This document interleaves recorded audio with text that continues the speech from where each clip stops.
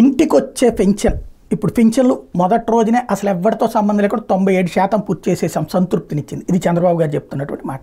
తాజాగా చూస్తే తాజా సాక్షి రాసుకొచ్చింది. అందులో ఉన్నటువంటి లోపాలకు సంబంధించినటువంటి అంశాలు. ఒకటి సరే ఎవరో సచివాలయ ఉద్యోగి డబ్బులు స్వాహా చేశాడన్నది పక్కన పెడితే తాజాగా కుర్లపల్లికి చెందిన వడ్డే శ్రీనివాసులు దివ్యాంగుడు, భార్య గోవిందమ్మ, 2 పిల్లలు ఉన్నారు. శ్రీనివాసులకి 86% వైకల్యం ఉండటంతో ఏ పని చేయలేడు.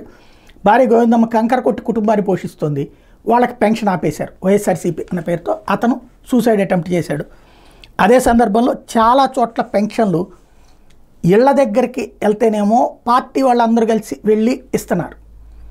మిగతా చోట్లేమో సచివాలయంకి పిలిపించి ఇస్తున్నటువంటిది, లేదంటే ఆ సెంటర్లో నుంచి చోట నుంచి అక్కడికి రమ్మనమని చెప్పి ఇస్తోంది. చివరికి పింఛనోళ్ళు ఎప్పుడు వస్తారా అని అందరూ బయట వెయిట్ చేయడం, ఇస్తున్నారు అక్కడికి రండి అనగానే పరుగులు పెట్టడం, మళ్ళీ అక్కడ ఇస్తున్నారంటే అక్కడికి పరుగులు పెట్టడం.